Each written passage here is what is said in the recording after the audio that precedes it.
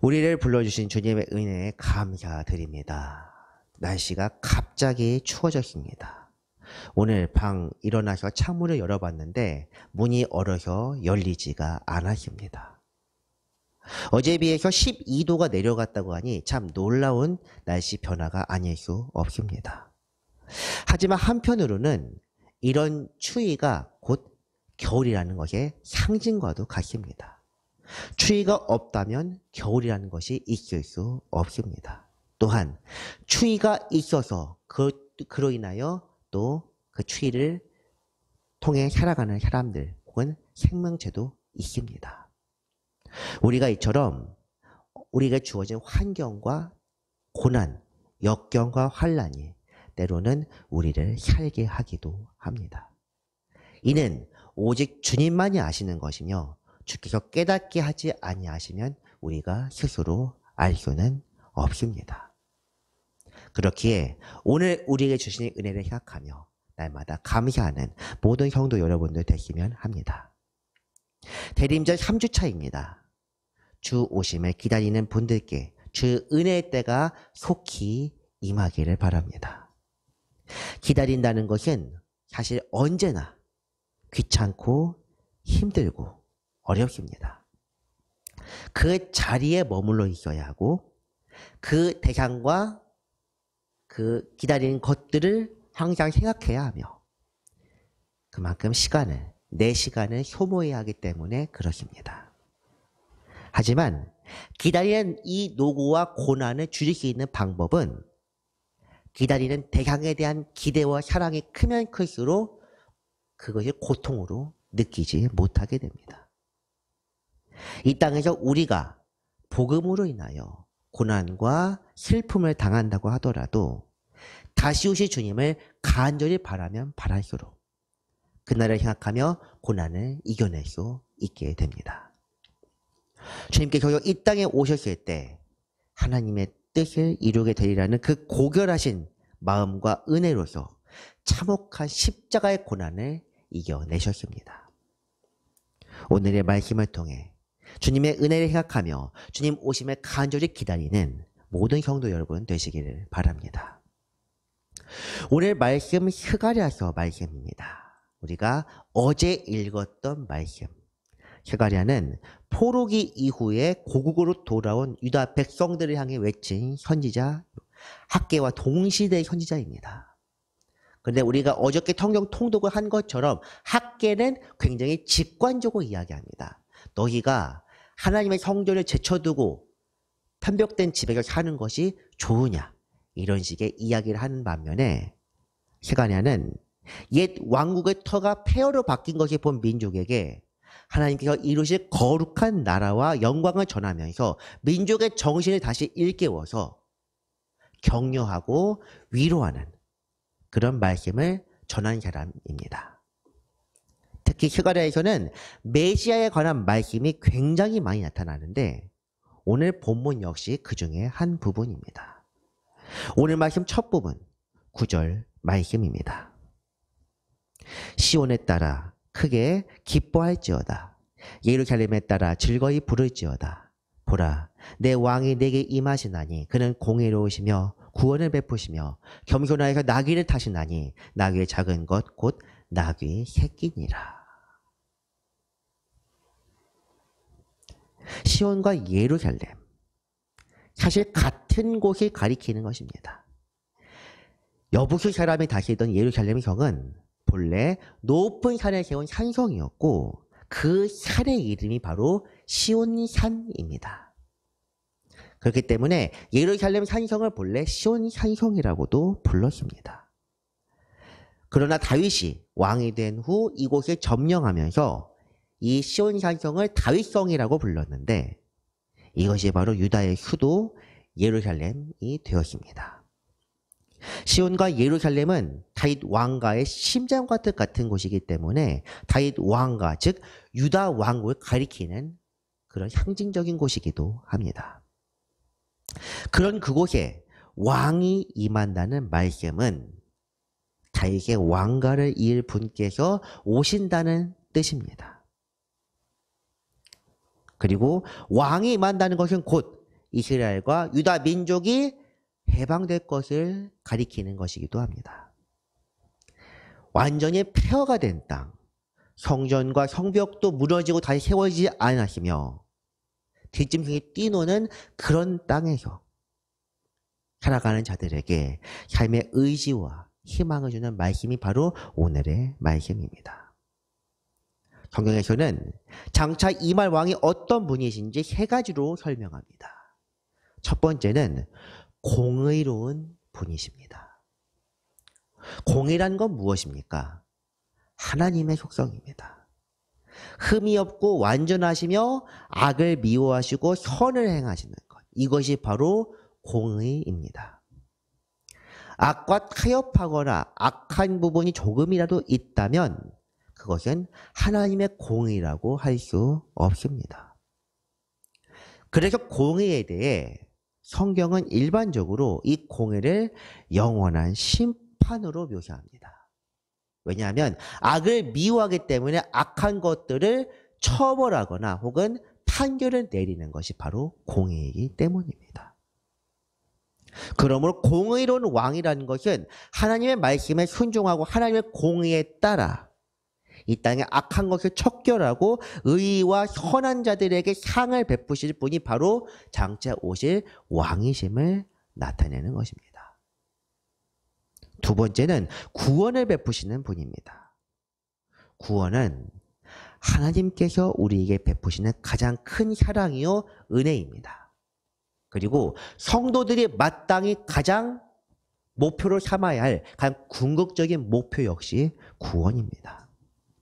대리인도 첫 주 말씀에서 하나님은 우리에게 가장 일방적으로 옳은 길을 강요할 수 있지만 그렇게 하지 아니하고 언약을 통해서 우리와 관계를 맺으셨다는 말씀을 우리가 확인했습니다. 쌍방계약입니다. 율법도 그렇고 그리스도께서 세우신 새 언약도 그렇습니다. 쌍방계약이라는 건 무엇입니까? 이쪽과 이쪽이 동등하게 계약을 맺는다는 것을 의미합니다. 다시 말해 우리가 하나님의 말씀을 순종하고 따르는 것과 마찬가지로 하나님께서도 하나님의 입장에서 당신의 약속을 이루신다는 것입니다. 우리에게 일방적인 순종을 강요하는 것이 아니라 나도 약속을 지킬 테니 너희도 따라다오라는 그런 차원입니다. 그것이 바로 하나님의 사랑입니다. 그런 사랑으로 이루어진 것이 우리가 걸어가는 구원의 길입니다. 이 구원의 길을 우리에게 보이셨다는 것 자체가 하나님의 은혜요 사랑입니다. 율법에서는 이렇게 말씀합니다. 하나님께서 우리에게 거룩하라. 왜냐? 내가 거룩하기 때문에. 하지만 이것은 우리에게 불가능한 것을 요구하는 것이 아니라 언약, 즉 율법을 통해 하나님의 조건을 말씀하신 것입니다. 우리가 구원받기 위한 조건이 바로 거룩해지는 것인데 그 거룩함을 위해서 어떻게 해야 하느냐? 이 생명의 계명을 지키면 살게 되리라 하면서 율법을 주셨고 또한 율법으로 이루지 못한 것들을 다시 더하시고자 그리스도를 보내셨습니다. 율법을 온전히 따르면 살 수 있는데 그걸 따를 사람이 없기 때문에 그에 대해서 새로 갱신을 시켜주신 것입니다. 엄연히 따지면 언약을 파괴한 것은 인간 쪽인데 하나님 입장에서 불쌍히 여기셔서 애프터 서비스를 해주신 것입니다. 이것이 바로 주님의 구원이요 사랑입니다. 우리가 다 표현할 수도 없는 은혜라는 것은 바로 이 구원의 길을 의미합니다. 나머지 것들은 사실 옵션입니다. 제가 사실 도발적인 표현을 설교 중에 여러 번 말씀드렸는데 하나님께서 우리의 개인의 삶에 별로 관심이 없다는 말씀을 제가 여러 번 드렸습니다. 이것은 실제로 하나님이 우리에게 관심이 없다는 것이 아니라 하나님께서는 우리의 가장 좋은 것, 즉 성령을 통하여 우리가 구원받기를 원하시지 우리가 이 땅에서 얼마나 무엇을 먹고 무엇을 입고 무엇을 마시며 살아가느냐 이것을 별로 중요하게 여기지 않는다는 뜻입니다. 당연히 우리가 구원을 받기 위해서 방해가 되는 것들 이런 것들을 제거하시고 우리가 구원받기 위하여 하나님께서는 최선을 다하여 우리를 도우십니다. 그것이 하나님의 편에서 이루시는 약속입니다. 예수 그리스도 한 분을 보내시고 율법을 주신 걸로 끝나는 것이 아니라 오늘도 우리에게 성령을 통하여 간섭하시고 개입하시고 구원에게 이끌도록 우리에게 손을 내밀어 주시고 계시다는 것입니다. 그것이 바로 구원입니다. 그 구원을 베푸시는 분이라는 것은 주의 사랑을 실현하며 능력으로 우리에게 임하셔서 우리의 영혼을 건지시는 분이 바로 장차 오실 왕이라는 것을 의미합니다. 여기서 이미 이 구원을 베푸시는 왕이라는 존재가 단지 그냥 정치적인 왕만을 가리키는 것이 아니라는 것을 우리는 알 수 있습니다. 다윗이 생각해보면 간단합니다. 다윗은 제사장 가문도 아니고 그냥 유다 지파의 이세의 가장 말지 아들. 큰 힘도 능력도 정적인 권한도 없었던 사람이지만 하나님께 그 안에 기름을 부으셔서 하나님의 영이 그 안에 있었던 사람입니다. 그래서 그는 많은 시를 통해 주님을 찬양하였고 또한 주님의 말씀을 사람들을 가르쳤으며 그리고 언약궤를 예루살렘 성전으로 올리고 여러 가지 일들을 행했습니다. 그래서 하나님께서 그를 마음에 합한 자라 했던 것입니다. 장차 임하실 왕은 다윗과는 비교도 할 수 없는 위대하신 분입니다. 많은 것들을 이루실 뿐 아니라 우리의 영혼을 살피시고 빛으로 임하셔서 우리의 어둠을 완전히 벗겨내실 그런 분이 바로 임하실 왕, 우리가 기다리는 분입니다. 이런 분을 우리가 기다리고 있습니다. 그리고 기다려야 합니다. 주님에 대해서 우리가 날마다 기다리며 사모하는 마음을 품기를 바랍니다. 세 번째, 겸손하신 분이십니다. 오늘 말씀의 제목, 겸손의 왕입니다. 앞선 두 가지 부분, 이것은 우리가 대림절 2주에 걸쳐서 이미 말씀을 나누었던 주제들입니다. 모세와 같은 한 선지자, 그리고 철장으로 다스리실 왕. 하나님의 공의와 은혜를 선포하고 순종함을 받드시는 분. 하지만 겸손한 왕이란 칭호야말로 예수 그리스도만의 속성입니다. 오늘 말씀 뒷부분 9절 후반부 내용을 다시 한번 보겠습니다. 겸손하여서 나귀를 타시나니 나귀의 작은 것 곧 나귀 새끼니라. 고대의 승리자들은 말을 타거나 혹은 병거를 타고 귀환하며 늘어서는 행렬을 맞이하곤 했습니다. 머리에 면류관을 쓰고 아름다운 옷을 입고 빛나는 보석으로 치장한 화려한 모습입니다. 하지만 오늘 본문에서 나타나는 왕은 나귀의 새끼를 타고 있습니다. 거창하고 화려한 모습, 사람들에게 칭송받는 모습이 아니라 하나님께서 기뻐하시는 그런 모습으로 나타난 것입니다. 우리가 잘 아는 것처럼 이 말씀은 예수님께서 예루살렘에 입성하실 당시에 이루어졌습니다. 아직 사람이 한 번도 타보지 않은 나귀 새끼를 타고 예루살렘에 입성하셨는데 사람들은 그 모습을 보며 우리가 읽은 오늘 본문의 말씀을 떠올리며 예수님을 환영했습니다. 물론 그 마음에 품은 생각은 완전히 달랐습니다. 예수님은 말씀을 이루고 하나님의 언약을 성취하고자 십자가에 달리시기 위해 예루살렘에 들어오셨는데 사람들은 왕의 모습을 하고 왔다. 그렇게 생각하면서 정치적으로 해방을 시켜줄 그런 왕을 기다렸던 것입니다. 우리가 이 말씀을 통해 깨우쳐야 할 것은 우리가 지금 누구를 기다리고 있는지 잘 알아야 한다는 사실입니다. 하나님의 뜻이 이루어질 때 우리가 허망한 것을 바라며 잘못된 것을 기다리고 있다면 예수님께서 초림 당시 예수님을 환영했던 그 사람들과 다를 바 없게 됩니다. 주님께서 나귀 새끼를 타신 이유가 무엇인지 우리는 잘 생각해 보아야 합니다. 그분은 내가 왕이다. 하나님 말씀을 잃은 왕이다. 내가 왕임을 드러내고 과시하기 위해서 성경을 흉내내기 위해 나귀를 타신 것이 아닙니다. 스가랴에서 말씀하셨던 것처럼 겸손하시기 때문에 겸손의 상징으로 나귀를 타신 것입니다. 세상의 왕이 아니라 영원한 나라를 받고 그곳의 왕으로 오시기 위해 이 땅에서 하나님의 뜻을 죽기까지 순종하셨던 것입니다. 십자가란 그 승리의 면류관을 얻는 데 필요한 과정으로 이것을 이겨내심으로 예수님께서는 모든 이름 위에 뛰어나신 이름을 받으셨습니다. 이제 본문 이어진 10절에서는 그 영원한 나라에 관한 묘사, 겸손한 왕이 다시를 세상에 대해서 설명합니다. 10절입니다.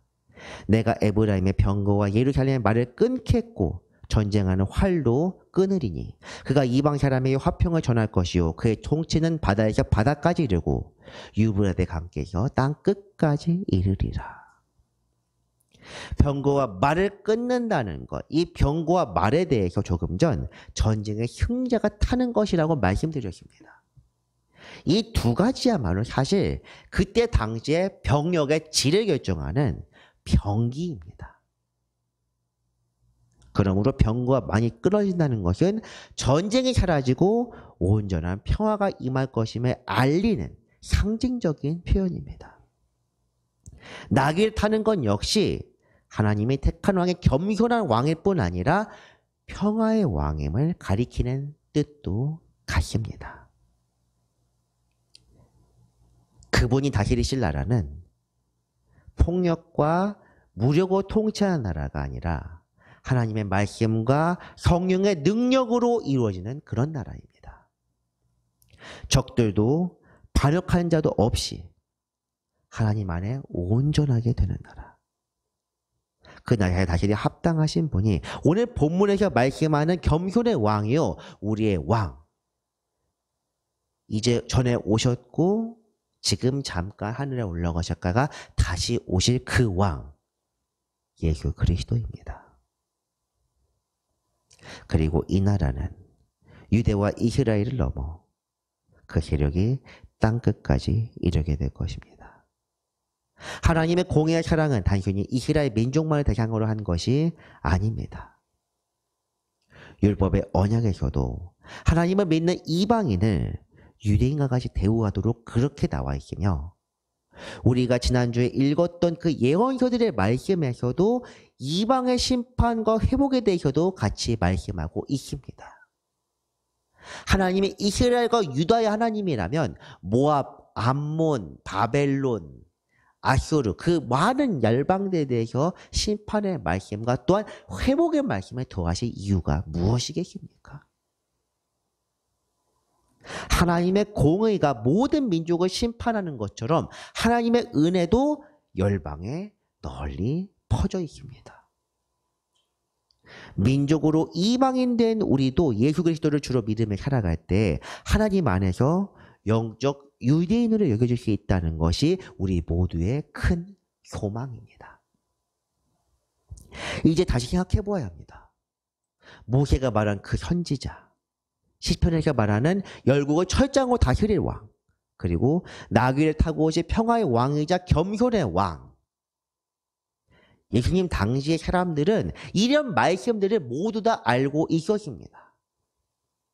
어디까지 알고 있느냐? 메시아가 어디서 나겠느냐? 유다 땅 베들레헴에서 납니다. 미가서 5장 2절 말씀에서 베들레헴 에브라다에 대한 설명을 통해서 그렇게 유추했습니다. 맞았습니다. 그런데 그 말씀을 어떻게 활용했습니까? 예수님을 죽이기 위해서. 사람들이 다 그랬습니다. 그렇기 때문에 그 사람들은 내가 그 선지자냐 물었습니다. 메시아가 온 세상을 통치하실 분이라 믿고 있었으며 나귀를 타고 오신 예수님을 보면서 환호하다가 실망하여 십자가에 못 박으라고 저주했습니다. 이 사람들의 태도를 생각해보면 이 사람들 과연 예수 그리스도를 왕으로 대우했는지 잘 생각해보아야 합니다. 그리고 이 말씀을 받는 지금 우리의 모습은 어떠한지, 우리가 생각하는 왕의 기준이 무엇인지도 같이 생각해 보아야 합니다. 예수님이 다시 오실 때는 물론 처음 오실 때와는 완전히 다를 것입니다. 그런데 그것이 본질적으로 다르다고 생각하셔서는 안 됩니다. 그때는 비무장 상태로 오셨고 그때는 무장하고 오신다, 그렇게 생각하시면 안 된다는 뜻입니다. 그분은 예전이나 지금이나 앞으로도 동일하시니라. 아멘. 그분의 본성은 조금도 변하지 않습니다. 언제나 신실하시고 겸손하시고 그러면서도 공의로우신 분, 그것이 바로 예수 그리스도입니다. 그것이야말로 바로 하나님의 속성입니다. 처음 오신 주님이 정치적인 해방이 아니라 죄로부터 해방을 이루셨던 것처럼 주님께서 다시 오실 때에도 우리를 죄로부터 완전히 분리하는 그런 심판을 행하실 것입니다. 마음속 깊은 욕망과 감추었던 것들까지 다 드러나게 되고 주님의 편과 마귀의 편이 분명하게 나타나는데 그것이 바로 마지막 때입니다. 우리가 이 땅에서 주님께 충성하면 영원한 나라 유업으로 받게 될 것이요, 그것은 이 땅에서 이미 결정되어 있습니다. 마지막 때, 심판 때, 죽은 이후 물리적인 시간이 다 끝나는 마지막 때가 아니라 이 땅에서 우리가 살아있는 중에 이미 결정되는 것입니다. 모든 것을 뒤엎는 최종 병기로서 나타나는 것이 예수님이 아니라 이미 십자가로 승리하신 주님께서 영원한 나라 유업으로 받으셨습니다. 그때는 직접 통치하러 오시는 것뿐입니다. 그리고 우리는 믿음으로써 그 나라에 이미 살고 있습니다. 그러므로 우리는 이 땅에서도 영원한 나라의 자녀들로서 살아가야 합니다. 우리는 이 땅에서 공중의 권세벌을 잡은 자, 즉 마귀의 종으로 살거나 혹은 영원한 나라의 자녀들로서 살거나 둘 중 하나의 선택지밖에 없습니다. 마귀의 편, 그리스도의 편. 중간은 없습니다. 좀 더 마귀의 편에 가깝든 좀 더 그리스도의 편에 가깝든 이것도 없습니다. 마귀의 종이면 마귀의 종이고 그리스도 종이면 그리스도의 이중 국적이 아니라는 이야기입니다. 욕심에 이끌려 세상을 살아가며 살면 마귀에게 져서 마귀의 종으로 살아가는 것이고, 이 땅에 마음을 두고 영원한 나라, 영적 세계를 사모하며 살아가면 주님을 믿는 영원한 나라의 백성이 되는 것입니다. 그런 사람들에게 주어지는 것이 바로 구원입니다. 사랑하는 성도 여러분, 주님께서는 말씀을 온전히 성취하셨습니다. 우리가 지난 한 주 읽었던 예언서의 말씀 중에서 복음서에 나타나는 그런 말씀들이 굉장히 많다는 것이 우리가 중간중간 통독 중에 확인했을 것입니다. 그러나 우리는, 인간들은 주님의 나라에 걸맞은 사람으로 아직 살아가지 못하고 있습니다. 삶의 양식으로서 이야기하는 것이 아니라 우리의 본성이 여전히 죄에 섞여 있고 죄에 깊이 들어가 있다는 것을 말씀드립니다. 우리가 천국 백성이 되기에 합당한 자라면 이 땅에 어떤 소망도 두지 않았을 것입니다. 그러나 슬프게도 저나 여러분이나 이 땅에 여전히 마음을 두고 이 땅의 문제에 집중하며 살아갑니다. 우리가 필요한 것. 우리 살면 이런 것들은 최소한 있어야 돼. 하지만 사실 그것들 중에 대부분은, 전부라 이야기하지는 않겠습니다. 대부분은 내 욕심에 관련된 것들입니다. 그 누구도 다르지 않습니다. 모두 다 그렇습니다. 모든 사람이 죄를 범하시면 하나님의 영광에 이르지 못하더니 로마서에게 그렇게 말씀합니다. 이런 우리를 살게 하시는 분이 바로 주님입니다. 우리가 세상을 사랑하여 언약을 위배하고 어겼음에도 불구하고 주님께서는 오늘도 우리에게 손을 내밀어 주십니다. 택한 자들 건지시기 위해 먼저 은혜를 베푸시고 선행 은총입니다. 그 부르심에 응답하는 자가 바로 구원에 합당한 자입니다. 손을 내밀었으면 잡기라도 해라. 잡는 사람이 구원받는 사람입니다. 믿음이란 것은 주님의 뜻대로 사는 것입니다. 믿으면, 참된 믿음이 있다면 행실로 나타날 수밖에 없습니다. 천국 백성이 되어 영원한 나라, 주님 다스리실 그날에 합당한 자로 살아가게 됩니다. 이것은 공로가 아니라 믿는 자에게 나타나는 삶의 표징입니다. 흔히 이야기하는 구원에 이르는 믿음이요. 구원의 확신이라 부르는 내용입니다. 이것을 깨닫지 못하고 단순히 이념적 생각에 갇혀서 그 생각에 머물러 있으면서 삶의 변화가 나타나지 않는 사람들은 거룩한 왕이 오셔서 문제를 해결해 주실 때 해방이 올 거리라 기대했던 예루살렘 사람들과 조금도 다를 바가 없습니다. 주를 믿는 사람들이라면 마땅히 삶으로 그 증거가 나타나게 됩니다. 주님을 믿는 사람답게 이 땅에 소망을 두지 않고 주님의 뜻에만 온전히 따르며 살아가게 됩니다. 겸손의 왕이 그렇게 사셨습니다. 이 땅에서 하나님의 말씀에 온전히 순종하며 그 뜻을 받들어 사셨습니다. 이것이 바로 우리가 본받아야 할 모형이요. 가장 완벽한 모델 그리스도입니다. 우리가 그리스도와 같이 겸손히 우리 각자의 자리에서 순종하게 된다면 예수님께 순종으로 뛰어나신 이름을 받았던 것처럼 우리도 천국 백성이 되기에 합당한 자라 일컬음을 받게 될 것입니다. 말씀을 정리합니다. 주님께서는 하나님의 언약을 성취하시기 위해 이 땅에 오셨습니다. 그분은 하나님의 공의를 실현하여 죄로부터 우리를 자유롭게 하셨고 우리에게 구원의 길을 보이셨습니다. 무엇보다 그분은 이 땅에서 전쟁을 멈추고 평화를 이루기 위해 겸손한 모습으로 오셨습니다. 우리가 기다려야 할 분은 바로 이와 같은 하나님의 말씀에 온전히 순종하시는 왕이십니다. 오늘도 우리 주님을 기다리며 주님의 왕국 백성으로 온전히 살아가는 성도 여러분들 되시기를 주님의 이름으로 축원합니다. 기도하겠습니다. 거룩하신 하나님 아버지, 우리에게 순종과 겸손의 모범을 보여주시니 감사드립니다. 이기적인 우리 각 사람의 욕심을 버리고 온전히 주를 본받아 살게 하여 주옵소서. 가장 낮은 모습이 가장 아름다운 것임을 깨닫게 하신 주님을 따라 우리도 주님께 기뻐하시는 낮고 겸손한 그 좁은 길을 따르게 하여 주옵소서.